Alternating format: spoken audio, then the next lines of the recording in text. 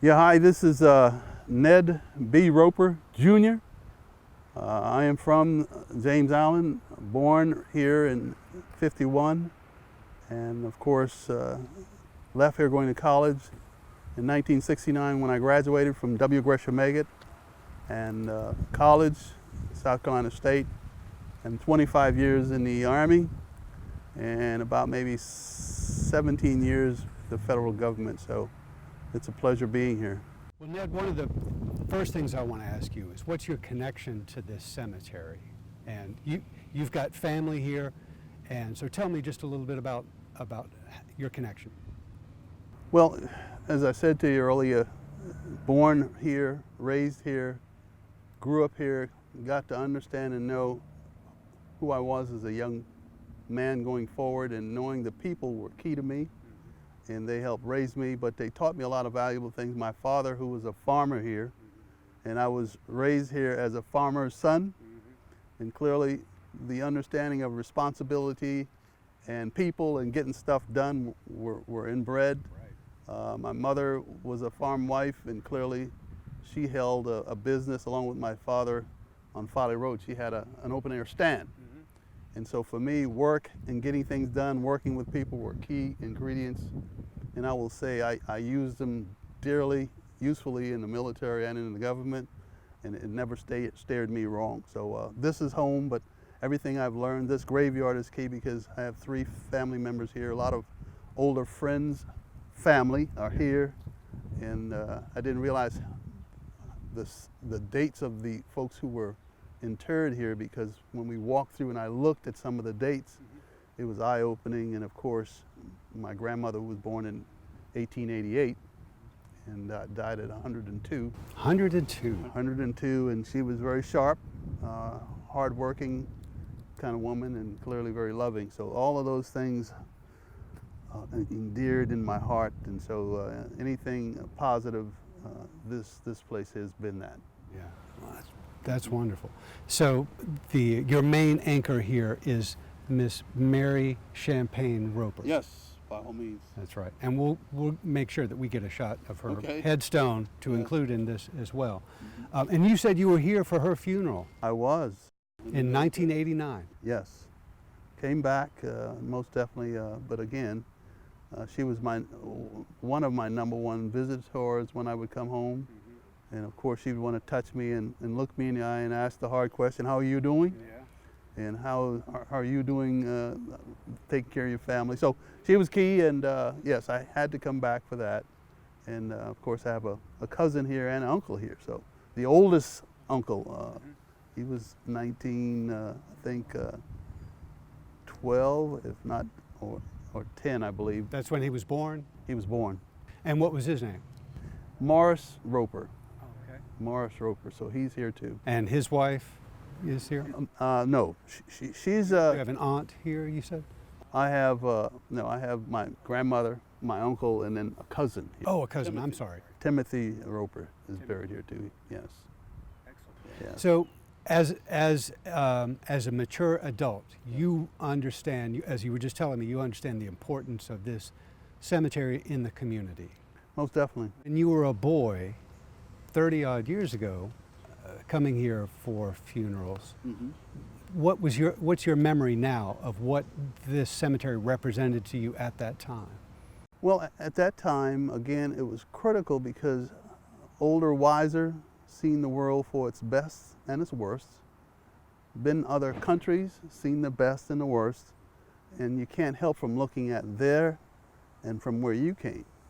So when I came back and having seen her deteriorate, and then seeing her being buried, clearly it brought everything sort of to home. And so this place, I realized the importance. And then knowing as a young man and understanding from whence my genes came as a slave, and knowing that there were slaves buried here, the critical nature was important.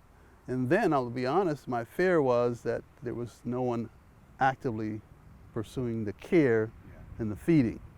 But of course, who was I? I was getting ready to leave again. Right, right. And so that's one of the other things on my things to do is, again, working with churches and assisting in whatever way I can and finding some other graves with other communities working that same effort from a different avenue. So you've been on and off over the past several decades, on and off again,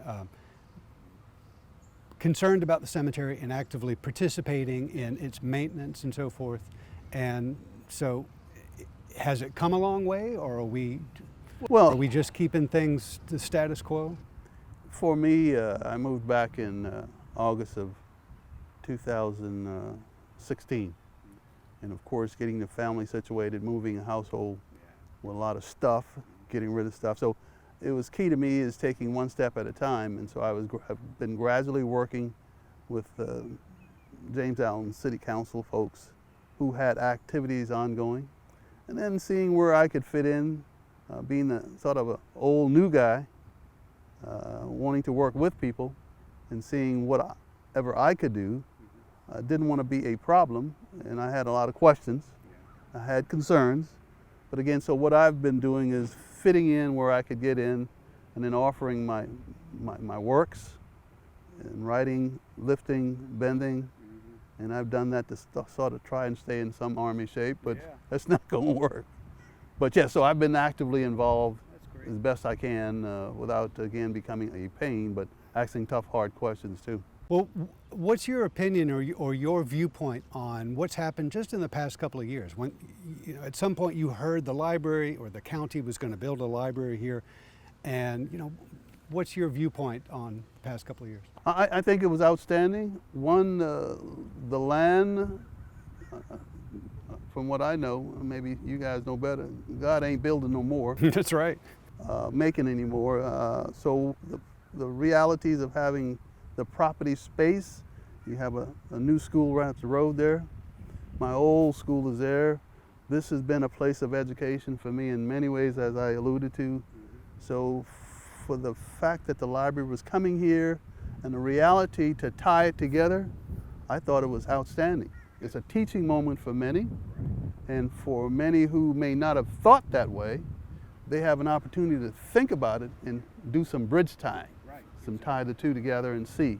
And my understanding, the library is, having been in there, I did my oohs and ahs and when they talked about technology, because I've been in communication and military, so I've seen the world shift, and you can use it in a valuable way. Yeah, I think I agree with you, Ned. This is a great opportunity to, that's the future. Yes. And here's our past. Yes. And we have to build that bridge. You've got to build a bridge. Build a bridge. It's a great teaching opportunity for the young people coming up to, this cemetery represents a place to connect with that history. So let me ask you a different kind of question. Growing up in this area, and you're part of the land here because you and your family were farming. You understand the land. You're connected to it. So growing up, did you hear stories about how this land around you was used, or how this cemetery came to be? You had different stories.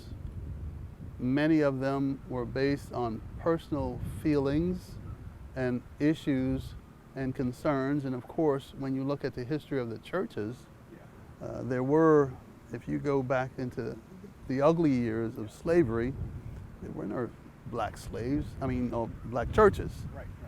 So people died, they lived, and they died. We see some of that here. Exactly. And this is just one of many locations on this island, one of many throughout this country. Absolutely. Some people honor them, and they treat it badly. At least we have a place, again, significant place, a godly place, where people were honored, they lived, and they died here. Their presence here. So the importance of it, because again, when I understand, and I back in the day got to meet some of the Grumbles, way back during the time of my father, and I knew them for who they were, as I understood who they were. But when I did the tie, I acknowledged it in my head, but didn't understand how that worked out. But they realized people lived and they died, and they were given a place to be buried, and that's this place. So I honored it from that valid point. Now, as time permits, as I said, I had my concern as a young man, and I saw who was doing what, and then the churches were there. So people still wanted to be buried here because their loved ones were here. And hence you see again, there are families throughout that I recognize throughout here. Never knew them, but I knew the family. I see.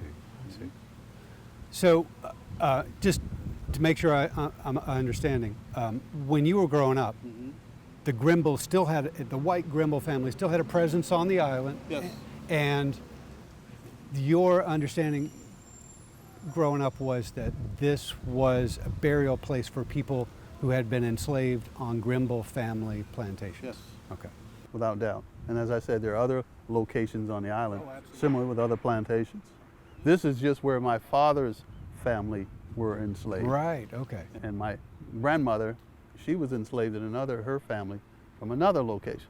There are other plantations throughout, but people married, intertwined, and here we are. That's right. Well, that's excellent information, because what I'm going to be doing in my program is kind of looking at the paper trail of who owned the property and how they were using it, which is kind of faceless. You know, it has a name associated with it, but it's kind of impersonal information, but then trying to connect it with the people on the land. I would recommend to you, just as a matter of fact, Mr. Fraser, Eugene Fraser. Eugene, he did the first look, and as a young man, recognizing what he was trying to do. And when I read his book, it filled in some gaps in families' facial features, who they were, and recognizing clearly now, when you can make the association on some of the individuals, and some you can clearly see a resemblance with regards to the black individual and that white individual. It's a reality. Exactly. So he did some of that and tied it to some of the then plantations. And I'm going to be trying to fill in a few extra details in that, but you know, and trying to connect more to the beginning of Eugene's story. Yes. Kind of the background to the stories that Eugene's been collecting. Understand. So, would you agree with the statement that this cemetery kind of represents, in some ways, a kind of a time capsule of the neighborhood of this part of James Island? James Island and nationally. Yeah. How so? James Island because it's in a capsule, if you will. It's an island. And the people who are here, when you read and for me, leaving and coming back and knowing what I knew and then bumping into those who know individuals, it's a time capsule because some of the families are here, still here. And though they've gone out and come back, the individuals and some of the storylines that I heard, now bringing it together with more understanding, and then reading with additional historical facts, it helped. Now working especially, more time to sit and digest it and realize and recognize, and then do some more research. Do you think you're going to spend some more time at this library? Without a doubt. Yeah.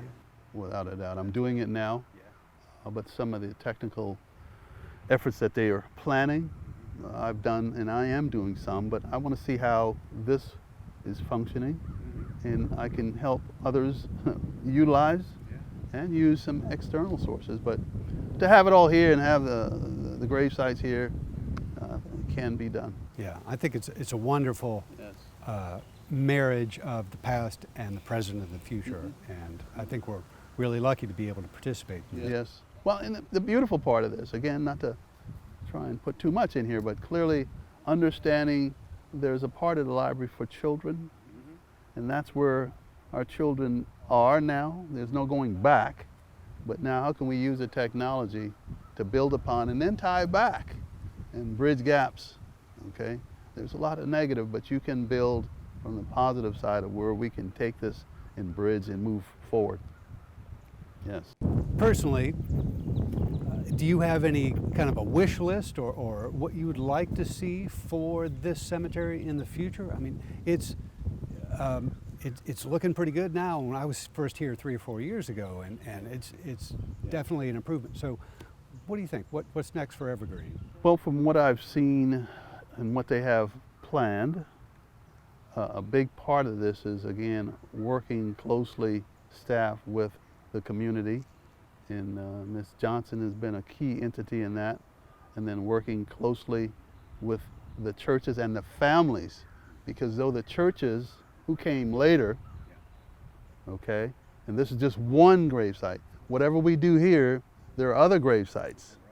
So the linchpin for me is the churches and the families.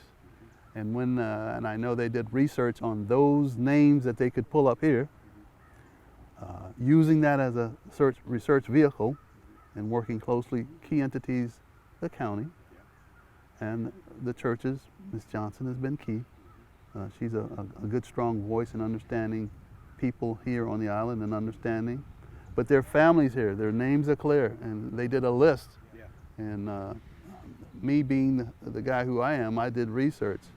And there's a gentleman here in, if you look at African history and how they would go about interring folks there, there is an individual here who, to my understanding, since my father died in '78, he is a key entity, and he's getting very older, but he's very smart and quick.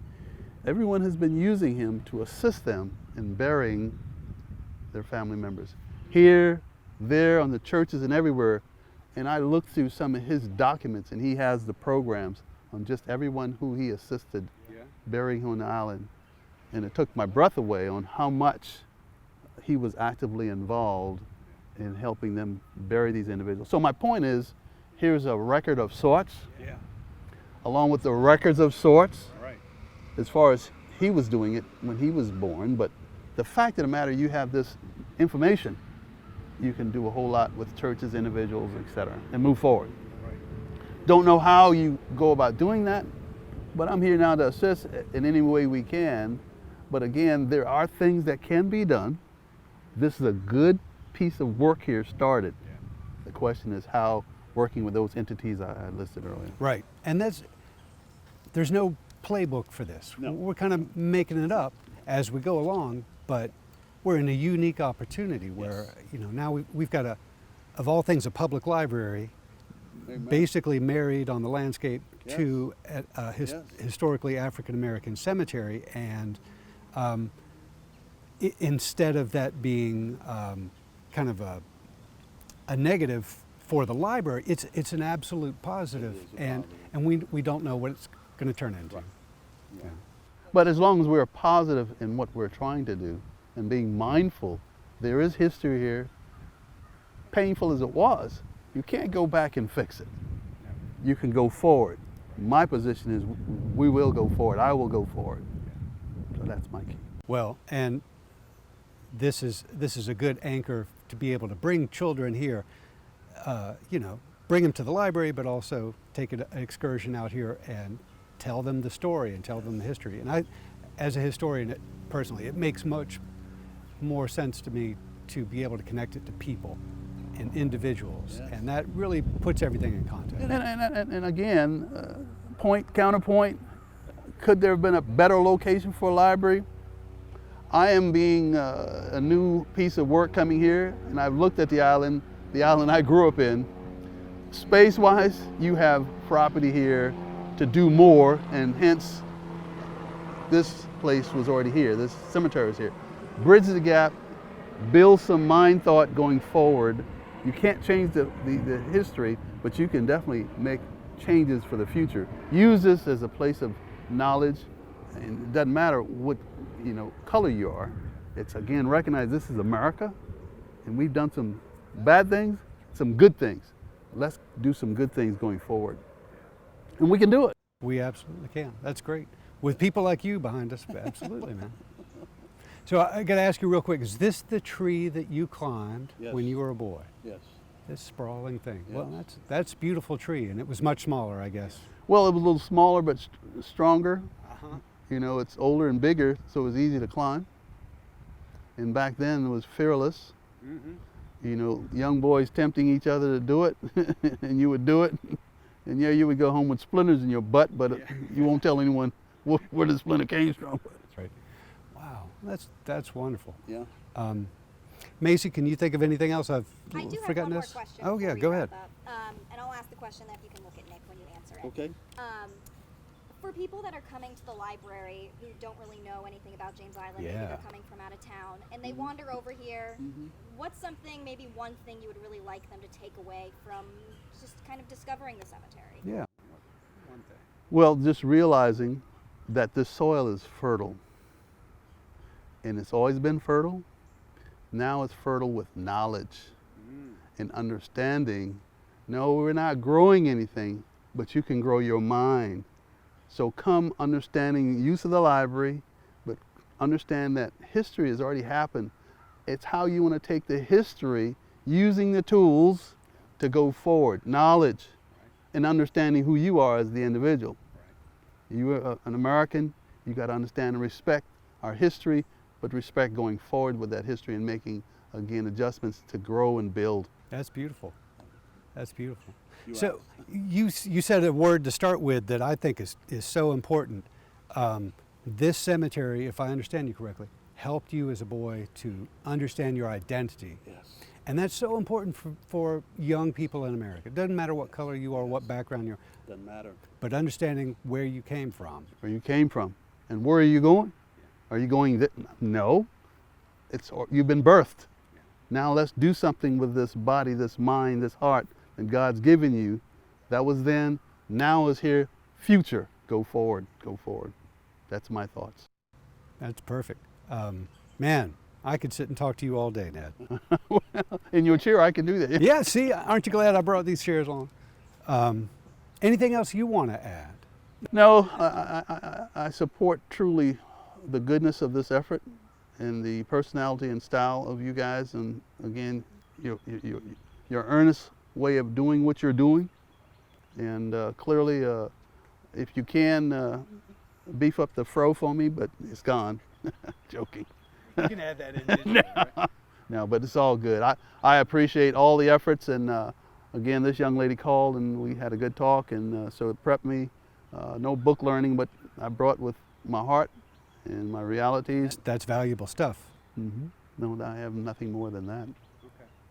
Well, we appreciate you taking time out of your schedule to come out here. This is really wonderful. It helps me personally, at least, to help appreciate this even more. I mean, as a historian, I can look at this and say, "Oh man, this is important and valuable," but I don't know any of these people.